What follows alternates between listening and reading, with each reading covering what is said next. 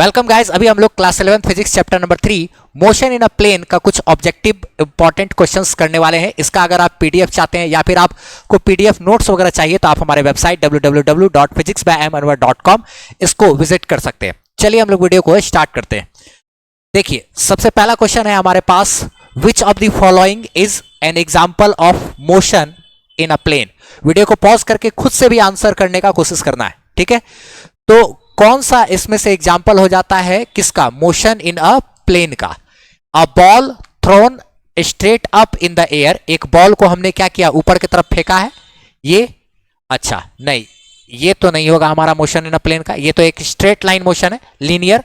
अच्छा, a car moving on a straight road, ये भी एक लीनियर हो गया। अच्छा, उसके बाद a projectile fired eight an angle, तो ये प्रोजेक्टाइल मोशन जो है, हाँ ये प्रोजेक्टाइल को आप ऐसे फेंकोगे तो आप इस तरह जाकर के गिरेगा। ये 2 डायमेंशनल मोशन हुआ, एक्स और वाई एक्सिस वाला। प्रोजेक्टाइल के बारे में आपने पढ़ा है। ये हो गया आपका क्या? मोशन इन अ प्लेन का एक एग्जांपल।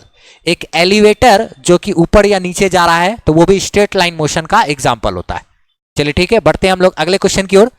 अगले क्वेश्चन में क्या बोल रहा है कि अ वेक्टर क्वांटिटी हैज, एक वेक्टर क्वांटिटी के पास क्या होता है? वेक्टर क्वांटिटी के पास सिर्फ मैग्नीट्यूड, सिर्फ डायरेक्शन नहीं, मैग्नीट्यूड और डायरेक्शन दोनों होता है ना। अच्छा ध्यान रहे, मैग्नीट्यूड डायरेक्शन दोनों तो होता ही है, लेकिन वो वेक्टर लॉ ऑफ एडिशन को भी फॉलो करना चाहिए, ठीक है। चलिए, what is the trajectory of a projectile when it's launched at an angle theta या एट एन एंगल। तो कोई भी जो प्रोजेक्टाइल होता है उसको जब हम लोग फेंकते हैं तो वो इस तरीके से जाकर के गिरता है। मिसाइल वगैरह फेंके गया, जाकर के यहां पे गिरेगा। तो ये तो एक पाराबोला होता है, ठीक है। अच्छा, उसके बाद आगे बात करते हैं। A body is moving with constant speed in a circular path. What is the direction of its acceleration? एक ऑब्जेक्ट है जो कि सर्कुलर पाथ पर मूव कर रहा है एक समान स्पीड से। मान लिया जाए 5 मीटर पर सेकंड, तो 5 मीटर पर सेकंड से ही मूव कर रहा है, ठीक है। तो इसका एक्सलरेशन सेंटर के तरफ काम करता है। एक सेंट्रीपिटल एक्सलरेशन आपने सुना होगा, centripetal acceleration v square by R या फिर omega square R. Centripetal acceleration, कोई भी ऑब्जेक्ट सर्कुलर मोशन करता है तो सेंटर की तरफ एक सेंट्रीपिटल फोर्स और एक सेंट्रीपिटल एक्सलरेशन काम कर रहा होता है। Centripetal acceleration v square by R, इसी में मास से गुना कर देंगे तो सेंट्रीपिटल फोर्स हो जाएगा mv square by R, m omega square by R, ये m ओमेगा स्क्वायर आर ना। तो हमेशा सेंटर की तरफ काम करता है, along the radius towards the centre. ये जो एक्सलरेशन काम करेगा वो रेडियस की तरफ काम करेगा, सेंटर की ओर ना। What is the direction of its acceleration? Acceleration काम करता है, यूनिफॉर्म सर्कुलर मोशन हुआ अगर ये कांस्टेंट स्पीड से चल रहा है तो सेंटर की तरफ हमेशा एक सर्कुलर फोर्स काम करेगा, सेंट्रीपिटल फोर्स काम करेगा mv स्क्वायर बाय आर, और एक्सलरेशन होगा v स्क्वायर बाय आर या ओमेगा स्क्वायर आर, ठीक है। Along radius towards the centre. क्या सेंट्रीफ्यूगल फोर्स भी होता है, वो तो ठीक इसके उल्टा। चलिए आगे अगला क्वेश्चन पे बात करते हैं, ठीक है। Which of the following is a scalar quantity? Speed, force के पास भी डायरेक्शन है, डिस्प्लेसमेंट के पास भी और वेलोसिटी के पास भी। चलिए आगे बढ़ते हैं हम लोग। The angle between 2 perpendicular vector, 2 vector है जो आपस में परपेंडिकुलर है तो उनके बीच 90 डिग्री एंगल होता है। सिंपल सी बात हो गई है। अच्छा, a vector has both magnitude and direction. Which of the following is not a vector? A vector has both magnitude and direction. एक वेक्टर के पास मैग्नीट्यूड और डायरेक्शन दोनों होता है। हमको बताना है कि इनमें से कौन जो है वो वेक्टर नहीं है। तो स्पीड जो है वो वेक्टर नहीं होता है क्योंकि इसके पास मैग्नीट्यूड है लेकिन डायरेक्शन नहीं होता। अगर स्पीड में हम डायरेक्शन दे देंगे तो वो वेलोसिटी बन जाएगा, ठीक है। इसका पीडीएफ नोट्स आप वेबसाइट से ले सकते हैं, ध्यान रहे बात, ठीक है। The SI unit of a unit vector, unit vector के पास यूनिट नहीं होता है। Unit vector is a unitless quantity, इसलिए इसके बारे में हम लोग लिखेंगे is nothing, it means it has no unit. Unit vector के पास कोई यूनिट नहीं होता है। चलिए आगे बढ़ते हैं हम लोग। The resultant of 16 newton and 11 newton can not be equal to. 16 newton का एक फोर्स है, ठीक है, और एक है 11 न्यूटन का, ठीक है। इनका जो रिजल्टेंट है वो इन चारों में से कौन सा पॉसिबल नहीं है, कौन सा नहीं हो सकता? तो मिनिमम रिजल्टेंट जो होता है, आर नेट रिजल्ट जो इस दोनों फोर्स का निकालेंगे वो आर का मिनिमम वैल्यू और मैक्सिमम वैल्यू आपको पता है। अगर 2 वेक्टर काम कर रहा है तो मिनिमम वैल्यू क्या होता है? इन दोनों को घटाने से निकलता है, यानी कि 16 - 11, यानी कि क्या हो गया ये आपका 5। अच्छा, और मैक्सिमम वैल्यू जो होता है इन दोनों को जोड़ने से होता है, ठीक है। ये आपका मिनिमम वैल्यू और ये मैक्सिमम वैल्यू 16 प्लस 11 करेंगे तो ये हो गया आपका 7 और ये 2 27, यानी कि 5 न्यूटन और 27 न्यूटन के बीच में ही रिजल्टेंट आएगा। तो कौन देखिए कि 5 और 27 के बीच में नहीं है, जो 5 और 27 के बीच में नहीं है वो हमारा रिजल्टेंट कभी हो ही नहीं सकता। तो ये हमारा आंसर क्या हो गया 28 न्यूटन, ठीक है। चलिए आगे बढ़ते हैं हम लोग। देखिए अगर दिया हुआ क्वेश्चन में कि vector A plus vector B बराबर वेक्टर आर है, ठीक है, और दिया हुआ है कि वेक्टर ए का मैग्नीट्यूड वेक्टर बी के मैग्नीट्यूड के बराबर है और वो रिजल्टेंट के मैग्नीट्यूड के बराबर है, तो बताइए कि ए और बी के बीच का क्या एंगल है। वीडियो को लाइक जरूर कर देना है और एक हाइप का ऑप्शन आएगा, हाइप भी जरूर कर देंगे, ध्यान रहे। चलिए हम लोग सॉल्व करते हैं। कभी भी अगर आपको क्वेश्चन इस तरीके से दिखे, गिवन अगर आपको दिखता है कि vector A plus vector B बराबर वेक्टर आर, ठीक है, तो तुरंत समझ जाना है ओ अच्छा आर बराबर root under A square plus B square plus 2ab cos theta, यानी इन दोनों को जोड़ करके ये आ रहा है, इन दोनों का एडिशन करने से आ रहा है। तो हम इन दोनों इसके लिए फॉर्मूला ये लगा सकते हैं। एनसीईआरटी का एग्जांपल में भी इस चीज का प्रूफ वगैरह भी है इस फॉर्मूला का, है कि नहीं। चलिए आप इस चैप्टर का थ्योरी वगैरह भी देख सकते हैं। Motion in a plane by M Anwar YouTube पे सर्च कीजिएगा तो आपको हमारा थ्योरी का प्लेलिस्ट वगैरह आ जाएगा, वन शॉट आ जाएगा, सारा चीज आ जाएगा, ठीक है। एनसीईआरटी सॉल्यूशन वगैरह सब कुछ आप हमारे चैनल से कर सकते हैं। चलिए देखिए इसी में हमको क्या बोला, ए बी और आर तीनों का मान बराबर है। तो मान लिए ये तीनों बराबर होके क्या है एक्स है, तो यानी कि आर के जगह पर भी एक्स बैठा देंगे, रूट अंडर इसके जगह पे भी क्या x square plus 2 into x into क्या कॉस थीटा, और हमको यही थीटा निकालना है, ठीक है। तो ध्यान देना है एक बात कि इसको कैसे कैसे करेंगे हम लोग। ये 120 डिग्री आना चाहिए। जब दो वेक्टर ऐसा हम लोग ट्रिक में पढ़ाए हुए हम बच्चे लोग को कि इधर एक्स रहता है और इन दोनों के बीच का एंगल 120 डिग्री है, तो उस स्थिति में जो रिजल्टेंट आएगा ना वो भी एक्स ही होगा। ये हम पढ़ाए हुए हैं, इसलिए हम डायरेक्ट आंसर 120 कर सकते हैं, ठीक है। चलिए देखिए हम निकालना भी चाहे तो निकाल सकते हैं। ये रूट है, ये इधर जाएगा, रिजल्टेंट का भी सबका मान बराबर है, तो मान लिया एक्स और फॉर्मूला में बैठाएं, ये इधर आएगा तो ये क्या होगा एक्स स्क्वायर बराबर x square 2x square x square, तो ये क्या हो गया 2x स्क्वायर कॉस थीटा, ठीक है। तो यहाँ पर आप देखिए इस तरीके से ये इधर आ जाएगा, तो x square minus 2x square is equal to 2x square cos theta. इसमें से ये घटा तो ये क्या आया माइनस एक्स स्क्वायर बराबर 2x स्क्वायर कॉस थीटा। यहाँ पे देखिए एक्स स्क्वायर कैंसिल, तो अब -1 पाई में 2 -1/2 is equal to cos theta, therefore theta is equal to 120 degree, क्योंकि कॉस 120 का ही मान -1/2 होता है, -1/2 होता है। चलिए ठीक है, तो ये हम लोग यहाँ पर डाल सकते हैं। पढ़ते हैं अगले क्वेश्चन की ओर, ठीक है। अगला क्वेश्चन क्या कहता है कि find the magnitude of vector A, अगर वेक्टर ए का मान इतना है। तो कोई भी वेक्टर का अगर इस तरीके से TRAIJK के फॉर्मेट में और उसका मान निकालना है तो रूट अंडर आपको क्या करना होता है, तो बस उसका मान चाहिए ना, तो बस मान चाहिए तो सबका कोफिशिएंट का स्क्वायर को ऐड कर देंगे, तो 3 का स्क्वायर प्लस 4 का स्क्वायर प्लस क्या -5 का स्क्वायर करेंगे, तो 3 3 9 प्लस 4 चौके 16 प्लस बचे 25, क्या ये 16 9 25 और 25 कितना हो गया ये 50, रूट अंडर 50। रूट अंडर 50 का मतलब क्या होता है, रूट अंडर 50 का मतलब हो गया 25 गुना 2 ना, इसको इस तरीके से, यानी कि या फिर आप ऐसे लिख सकते हैं 5 गुना 2, तो 25, एक सेकेंड, ये क्या हो गया 25 दुना 50, तो 2 को 5 में से 1 को 5 बाहर निकाल लेंगे, रूट अंडर 2 यानी 5√2, ये हमारा इसका क्या हो गया आंसर हो गया। चलिए वीडियो को पॉज करके खुद से भी सॉल्व करने का कोशिश करना है। बढ़ते हैं हम लोग अगले क्वेश्चन की ओर। अगर वेक्टर ए और वेक्टर बी दोनों परपेंडिकुलर है तो ए डॉट बी बराबर क्या होगा। ध्यान रहे जब भी दो वेक्टर परपेंडिकुलर होता है तो उनका डॉट प्रोडक्ट जो है वो 0 होता है ना। जैसे दो वेक्टर है उनका डॉट प्रोडक्ट कर रहे हैं तो दोनों के बीच परपेंडिकुलर है, दोनों म्यूचुअली परपेंडिकुलर, तो दोनों के बीच का एंगल क्या हो गया 90 degree, cos 90। A dot B बराबर ए बी cos 90, तो ये cos 90 होता है 0, सबको गुना करके क्या कर देगा 0 ना। तो यहाँ पे 0 वेक्टर नहीं देंगे, 0 देंगे। डॉट प्रोडक्ट का जो रिजल्ट आता है वो एक स्केलर होता है, तो इसलिए 0 लिखे। अगर ए क्रॉस बी करके 0 हो रहा होता तब हम लोग उसका रिजल्टेंट में 0 वेक्टर दिए होते। जब भी दो वेक्टर का क्रॉस डॉट करते हैं तो जो रिजल्ट आता है वो एक स्केलर क्वांटिटी होता है, ठीक है।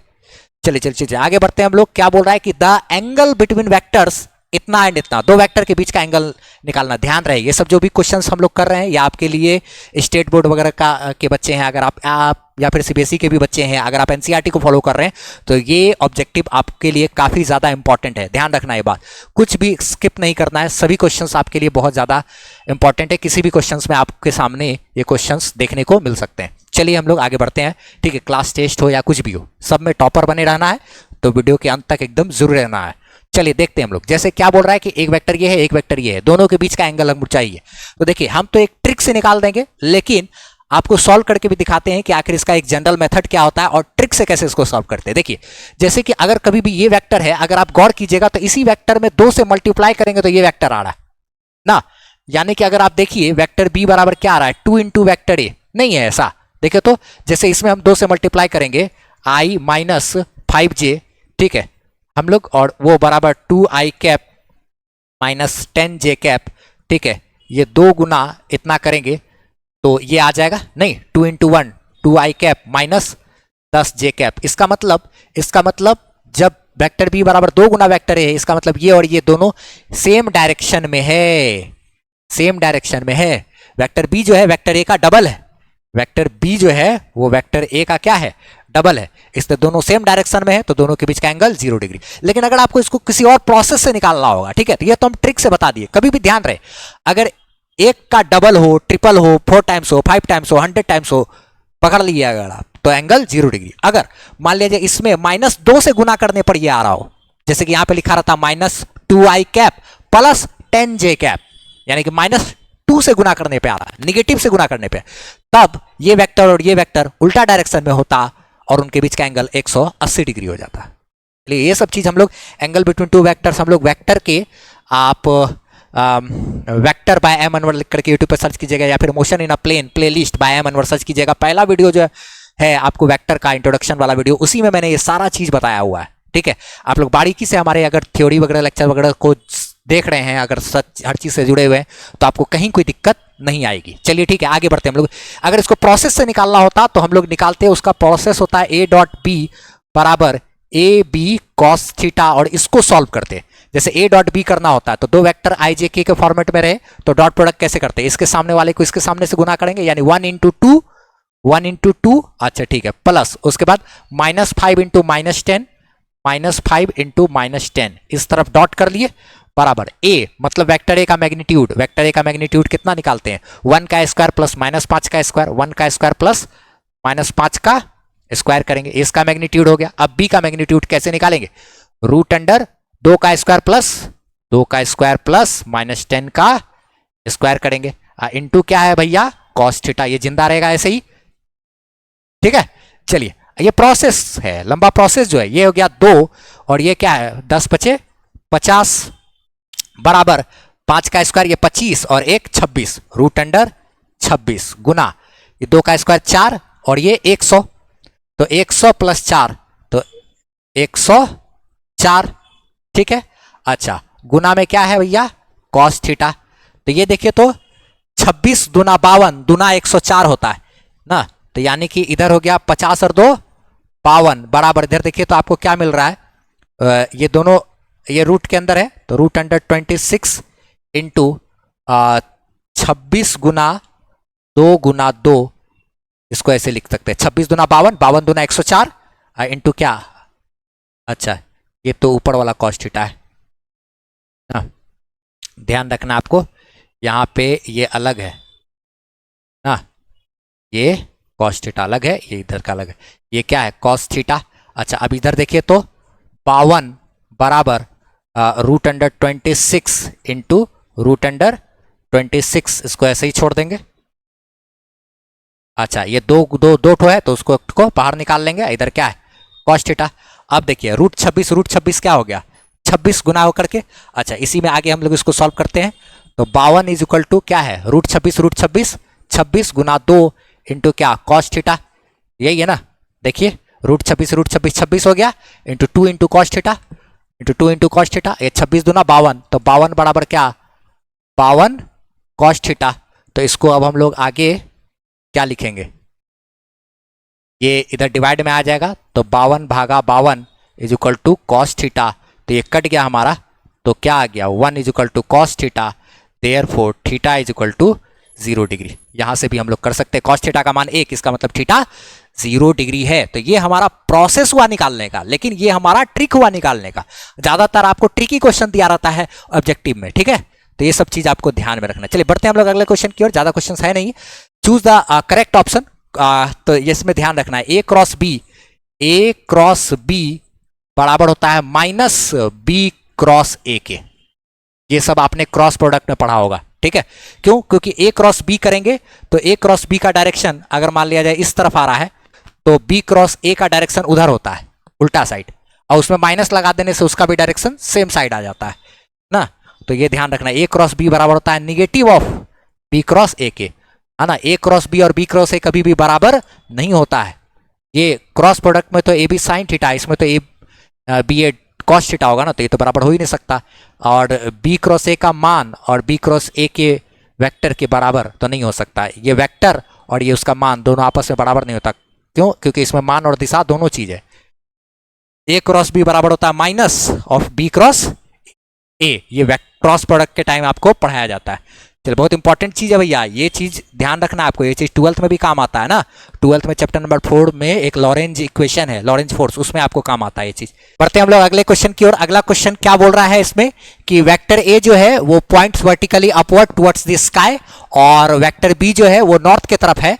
तो ए क्रॉस बी का डायरेक्शन क्या होगा? यानी कि इस तरीके से अगर हम लोग बात करें जरा सा, इधर है नॉर्थ, इधर होता है साउथ, ऊपर हमेशा नॉर्थ रहता है, ठीक है, और नीचे है साउथ। साउथ यानी कि दक्षिण के तरफ। अगर दाहिना हाथ रखे तो फेस हमारा पूरब की तरफ आता है, यानी कि ईस्ट, और ये हो गया क्या, वेस्ट। अच्छा, इसमें फोन को अगर आप इस वाले क्वेश्चन को करते समय अगर आप फोन को इस तरीके से नीचे रख दोगे आप, ठीक है, ये फोन है ना आपका, इसको आप क्या करना, ऐसे करके रख दो, ठीक है, जमीन पे नीचे रख दो, और तब फिर इस क्वेश्चन को देखो तो आपको बहुत ही अच्छे तरीके से समझ में आएगा, ठीक है। चलिए, इसमें क्वेश्चन में क्या बोल रहा है कि वेक्टर ए जो है आसमान की ओर है, यानी कि ऊपर की तरफ, इस तरीके से, ठीक है, ये इधर ठीक है। तो ये आसमान की तरफ क्या हो गया, वेक्टर ए, ठीक। अच्छा, अब क्या बोल रहा है क्वेश्चन में कि जो वेक्टर बी है वो हमारा नॉर्थ की तरफ है। तो वेक्टर बी हमारा नॉर्थ की तरफ हो गया, ठीक। और वेक्टर ए जो है हमारा वो इधर बाहर की तरफ। तो हमको बताना है ए क्रॉस बी का डायरेक्शन, ठीक है। तो आप क्या करेंगे, ए से हाथ रख करके बी की तरफ घुमाएंगे, ए क्रॉस बी का ये डायरेक्शन हो जाएगा, ठीक है। तो यहां पर हम लोग ए आसमान की ओर और बी जो है वो नॉर्थ की तरफ है, तो ए क्रॉस बी करेंगे तो ये हमारा वेस्ट जो है इसका डायरेक्शन आ जाएगा, ठीक है। मोबाइल को इस तरीके से नीचे रखिए और ऐसे करके आप देखिएगा अच्छे से, तो आपको नजर आएगा सब कुछ ना। ये ए आसमान की तरफ और बी जो है ये नॉर्थ की तरफ। आप अपने घर में देखिए कि सूरज आज किधर से निकला था, सवेरे सवेरे, ठीक है, उस सूरज की तरफ इधर आपको इधर ईस्ट वाला ये वाला जो हिस्सा है फोन का, हेलो हेलो, तो आप इस क्वेश्चन को अपने से खुद से सॉल्व करने का कोशिश कीजिएगा। ए क्रॉस बी, इसमें स्क्रू रूल भी लगा सकते थे। ए से बी की तरफ अगर घुमाएंगे, ठीक है, तो ए से बी की तरफ घुमाएंगे तो ये अंदर की तरफ जाएगा ना, तो ये हमारा वेस्ट इसका आंसर हो गया, ठीक है, अलोंग वेस्ट। चलिए आगे बढ़ते हैं हम लोग। अगला क्वेश्चन में क्या बात कर रहा है 15 नंबर क्वेश्चन में कि ए क्रॉस बी जो है उस ए क्रॉस ए उसका मान क्या होगा। तो ए क्रॉस ए करेंगे तो ये हमारा क्या हो जाएगा, ए साइन 0 डिग्री। क्यों? क्योंकि वेक्टर ए और वेक्टर ए दोनों तो एक ही डायरेक्शन में है ना। वेक्टर ए तो खुद के क्या है, पैरेलल ही है ना। ए मतलब ए को खुद ए के साथ ही कर रहे हैं, तो डायरेक्शन दोनों का सेम हो गया। तो ए क्रॉस ए एंगल 0, तो साइन 0 0 होता है, तो ये क्या होगा 0। लेकिन 0 नहीं लिख के इसको 0 वेक्टर लिखना चाहिए। यहाँ पे ऑप्शन में 0 वेक्टर होना चाहिए था, तो ये ज्यादा सही होता। 0 तो उसका मान हो गया स्केलर ना। लेकिन अगर ऑप्शन में अगर आपको खाली 0 भी लिखा रहे तब भी आप टिक कर देंगे। अगर 0 और 0 वेक्टर दोनों दिया रहे तो आप 0 वेक्टर करेंगे, ठीक है, कि क्रॉस प्रोडक्ट करके जो रिजल्ट आया वो 0 है, लेकिन क्रॉस प्रोडक्ट का जो रिजल्ट आता है वो तो एक वेक्टर क्वांटिटी होता है ना, इसीलिए 0 वेक्टर यानी कि नल वेक्टर लिखा जाता है क्या।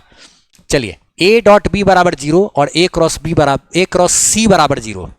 तो बताइए बी और सी के बीच का एंगल क्या होगा। चलिए देखिए, A dot B vector A dot vector B बराबर 0, इसका मतलब जरूर ये दोनों 90 डिग्री पे है। तब ना हम लोग जानते हैं दो वेक्टर का डॉट प्रोडक्ट 0 आएगा अगर दोनों के बीच 90 डिग्री का एंगल हो। तो ठीक है, चलो ये समझ गया। अच्छा, उसके बाद A क्रॉस C बराबर 0, तो A और C दोनों जरूर एक ही डायरेक्शन में होगा, तब ना अगर दोनों के बीच का एंगल थीटा क्या 0 डिग्री होगा, तब ना ए सी साइन 0 होता है 0, तो क्रॉस प्रोडक्ट इसका क्या आ गया 0, है ना। तो अब बी और सी के बीच का एंगल देखो तो कितना है 90 डिग्री आंसर। नहीं, कुछ लोग बोलोगे क्या कि सर ए और सी के बीच 180 भी तो हो सकता है, क्योंकि ए क्रॉस सी, तो ए सी साइन 180 भी तो 0 होता है।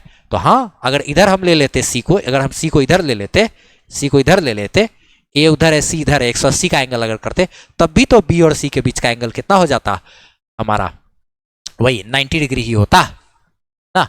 तो ध्यान रखना है इसमें, क्वेश्चन में आंसर हमारा यहाँ क्या होगा 90 डिग्री। किसी भी क्वेश्चन में आपको प्रॉब्लम हो, समझने में कोई तरह का दिक्कत दुख तकलीफ आ गया हो, तो आप कमेंट जरूर कर दें, ठीक है। या फिर आप इस वीडियो को जब फुल स्क्रीन में देखेंगे तो आपको हमारा यहाँ व्हाट्सअप नंबर नजर आ रहा होगा, तो आप हमें व्हाट्सअप पर भी मैसेज करके पूछ सकते हैं। डिस्क्रिप्शन और कमेंट सेक्शन में मैंने पिनअप कर दिया है अपने व्हाट्सअप चैनल का लिंक, उसको आप जरूर फॉलो कर लें ताकि आप हमसे बेहतरीन ढंग से जुड़े रहेंगे, ठीक है। कभी भी कुछ यूट्यूब चैनल में प्रॉब्लम होता है या कुछ भी, तो ऑडियंस आप हमसे हमेशा के लिए कनेक्ट हो जाएंगे। चलिए ठीक है। पोजीशन वेक्टर, उसमें पीडीएफ नोट्स वोट्स सब कुछ अपडेट वगैरह हमेशा हम चैनल पर डालते रहते हैं व्हाट्सएप चैनल पर, तो वो काम का चीज़ है आपके लिए। जैसे पोजीशन वेक्टर 2, 3, 4 से रिलेटेड पोजीशन वेक्टर कौन सा होगा, 2 मतलब 2i cap, 3j cap, 4k cap ना, 2, 3, 4 ijk, यही ना पोजीशन वेक्टर। क्या 2i कैप, ये x एक्सिस, ये y एक्सिस, ये z axis, x axis, y axis, z axis, क्या, तो इसका पोजीशन वेक्टर यही रिप्रेजेंट कर रहा है। चलिए आगे बढ़ते हैं हम लोग। फॉर्मूला सेंट्रीपिटल फोर्स का mv²/r, सेंट्रीपिटल फोर्स का फॉर्मूला mv²/r याद रखना, ठीक है। The velocity of projectile eight maximum height, maximum height पर प्रोजेक्टाइल का जो वेलोसिटी होता है, u वेलोसिटी से अगर फेंकेंगे तो यहाँ पर मैक्सिमम हाइट पे हो जाता है क्या, u cos थीटा, इसका u cos theta, u sin theta, ठीक है। तो u cos थीटा कंपोनेंट जिंदा रहता है, u sin थीटा कंपोनेंट खत्म हो जाता है मैक्सिमम हाइट पे, तो ये क्या होगा u cos थीटा, ठीक है। चलिए आगे बढ़ते हैं हम लोग। क्या बोल रहा है कि at what angle the range of the projectile will be maximum, किस एंगल पर प्रोजेक्टाइल का रेंज मैक्सिमम होता है, 45 डिग्री एंगल पर। ध्यान रहे, एक नीरज चोपड़ा नाम का एक प्लेयर था जो कि जिसने कि मतलब गोल्ड मेडल लिया था ओलंपिक में, उसने भी जो भाला वगैरह को जो फेंका था, उसका जो एंगल था ना, वो भी 45 डिग्री ही था। कभी कभी दोस्तों में भी शर्त लग जाता है कि देखते हैं कि कौन कितने दूर तक पत्थर को फेंक पाते हैं, तो वैसे स्थिति में आप एक बात का ध्यान रखेंगे कि जब भी आपको पत्थर फेंकना होगा तो हमेशा कोशिश कीजिएगा कि सरफेस से क्या करना है, 45 डिग्री एंगल पर आपको फेंकना है। कितना, 45 डिग्री पे। तो आप काफ़ी ज़्यादा डिस्टेंस तक अपने पत्थर वगैरह को या भाला को या किसी मिसाइल को भेज सकते हैं, ठीक है। ध्यान रखना है, ये क्या है 45 डिग्री एंगल पर, ठीक है, जमीन से। At what angle range and maximum height will be equal in projectile motion, किस एंगल पर अगर किसी ऑब्जेक्ट को फेंका जाए तो उसका जो रेंज होता है, यानी कि रेंज और जो मैक्सिमम हाइट होता है, ये दोनों बराबर हो जाए, ठीक है। तो इसके लिए जो एंगल होता है वो 76 डिग्री होता है, 75.9 कुछ होता है, उसको 76 डिग्री बोलते हैं, या फिर इसी को 10⁻⁴ भी बोला जाता है। तो कभी कहीं ऑप्शन में 10⁻⁴ भी होता तो आप वो भी कर सकते थे, ठीक है। चलिए, motion in a plane by M word search कीजिए यूट्यूब पे, आपको हमारा थ्योरी का प्लेलिस्ट भी मिलेगा, ठीक है। सेंट्रीपिटल एक्सेलरेशन की बात करें तो mv²/r, सेंट्रीपिटल एक्सेलरेशन mv²/r, ये बहुत ज़रूरी चीज़ है। आपको atomic structure class 11th chemistry में भी है, फिर 12th में भी है, बहुत काम आता है ये, ठीक है, ध्यान रखना है। अगर ranges for angle θ1 and θ2 are same, then θ1 + θ2, ये हमारा 90 डिग्री हो जाएगा।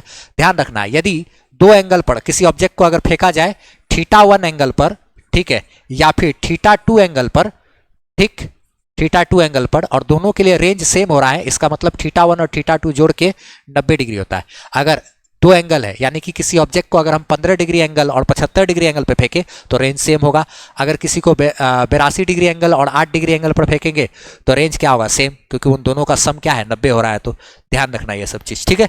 चलिए लास्ट क्वेश्चन है, फ्रीक्वेंसी जो है वो क्या होता है, फ्रीक्वेंसी बराबर 1/टाइम पीरियड। ये चीज़ आपको ध्यान रखना है। 12th वगैरह में भी ये चीज़ काम देगा। उम्मीद करते हैं कि ये सारा जो क्वेश्चंस वगैरह है ये सब चीज़ आपको पसंद आया होगा। अगर इस सीरीज को आप जारी रखना चाहते हैं, आप चाहते हैं कि नेक्स्ट वीडियो जो है यानी कि अगले चैप्टर का ऑब्जेक्टिव जल्द से जल्द डाल दे, तो ज़रूर से ज़रूर वीडियो को लाइक कर दे और कमेंट में नेक्स्ट वीडियो मुझे ज़रूर मैसेज करें। मिलते हैं अगले वीडियो में। आप इसका PDF, इस PDF का ये जो MCQs वगैरह था इसका PDF वगैरह सारा चीज़ आप हमारे वेबसाइट से www.physicsbyamanwar.com वहाँ से ले सकते हैं। चलिए फिर हम लोग मिलते हैं अगले वीडियो में। तब तक के लिए बाय बाय, टेक केयर। आप हमारे वेबसाइट से फ्री PDF नोट्स ले सकते हो, टेस्ट सीरीज ले सकते हो और सारा एड फ्री वीडियो लेक्चर्स आप देख सकते हो। वो भी एकदम अरेंज किया हुआ आपको 11th 12th का फिजिक्स का सारा वीडियोस वगैरह मिल जाएगा। और कमेंट सेक्शन में पिन अप किया हुआ हमारा व्हाट्सएप चैनल का लिंक है, उसको आप फॉलो जरूर कर लीजिए ताकि हमसे आप बेहतरीन ढंग से जुड़